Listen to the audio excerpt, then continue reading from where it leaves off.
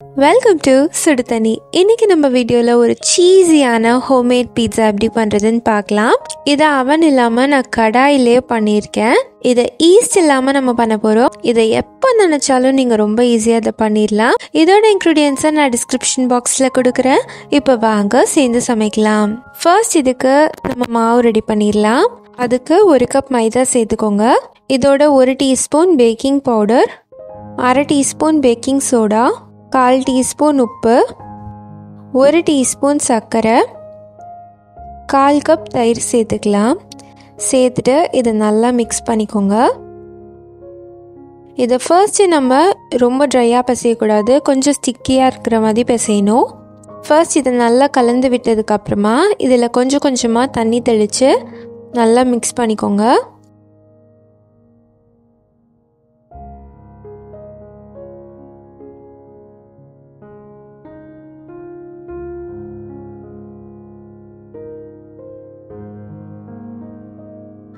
இப்போ பார்த்தீங்கன்னா மாவு உதிரியாக இல்லாமல் நல்லா ஒன்றா சேர்ந்து வந்துடும்.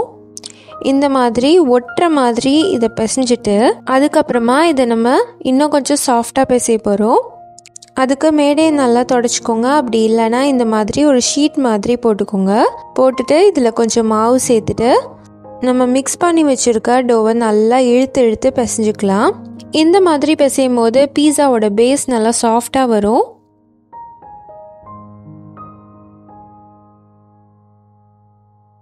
இப்போ ஸ்டிக்கியாக இருக்கிறது நம்ம பிசைய கையில் ஒட்டாமல் வரும். அந்தளவு கொஞ்சம் கொஞ்சமாக மாவு சேர்த்து நல்லா இழுத்து பிசையணும். இதை ஒரு 10 நிமிஷமாவது நல்லா பிசைஞ்சு எடுத்துக்கோங்க. நான் மாவு ரொம்ப கம்மியாக தான் எடுத்திருக்கேன். இதில் ஒரு மீடியம் பீஸா பண்ணலாம், இல்லாட்டி ஒரு ரெகுலரில் ஒரு குட்டி பீஸா பண்ணலாம். இப்போ பார்த்தீங்கன்னா இது நல்லா மிக்ஸ் பண்ணிட்டேன். நல்லா சாஃப்டாக அது ரெடியாக இருக்குது பாருங்கள். இப்போது இதை அப்படியே ஒரு 1/2 அன் ஹவருக்கு மூடி வச்சிடலாம். இருக்கட்டும். இப்போ 1/2 மணி நேரம் கழித்து இது ரெடியாக இருக்குது. இதை இந்த மாதிரி ஒரு தட்டில் நல்லா ஸ்ப்ரெட் பண்ணிக்கோங்க. நீங்கள் எதை கடாய்க்குள்ளே வைக்க போகிறீங்களோ அதே தட்டில் நல்லா ஸ்ப்ரெட் பண்ணிக்கலாம். ஒரு இடம் தூக்கி ஒரு இடம் அமுக்கி அப்படி இருக்கக்கூடாது. முடிஞ்ச அளவுக்கு ஈவனாக கையை வச்சு லெவல் பண்ணிக்கோங்க. நீங்கள் எண்ட்ஸ் வேணும்னா மடித்து விட்டுக்கலாம். எனக்கு அது ரொம்ப திக்காகிடுங்கிறதுனால நான் நார்மலாகவே விட்டுட்டேன்.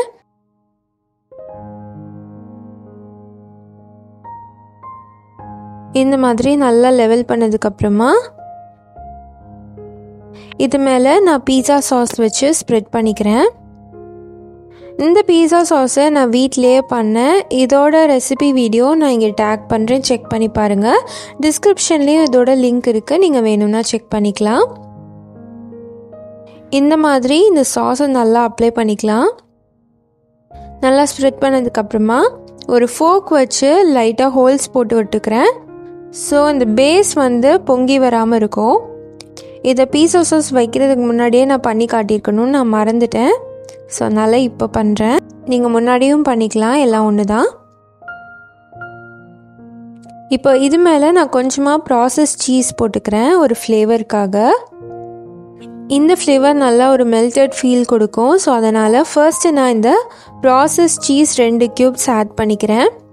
ஆட் பண்ணி நல்லா ஸ்ப்ரெட் பண்ணதுக்கப்புறமா இது மேலே கொஞ்சம் கார்ன் சேர்த்துக்கிறேன்.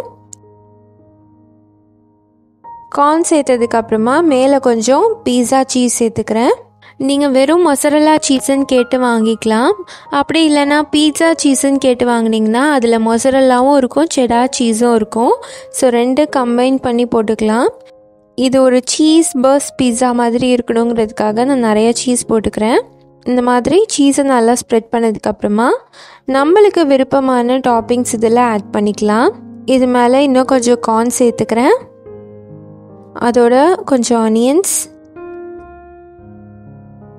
கொஞ்சம் கேப்சிகம், அதோட என்கிட்ட ஆல்பினோஸ் இருந்துச்சு, நான் அதையும் கொஞ்சம் சேர்த்துக்கிறேன்.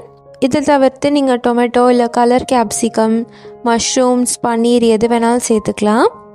அடுத்து நான் கடாயை 10 நிமிஷம் ஹை ஃப்ளேமில் ப்ரீ ஹீட் பண்ணி வச்சுருக்கேன். அதில் நம்ம செஞ்சு வச்சுருக்க பீட்சா பேஸை சேர்த்துடலாம்.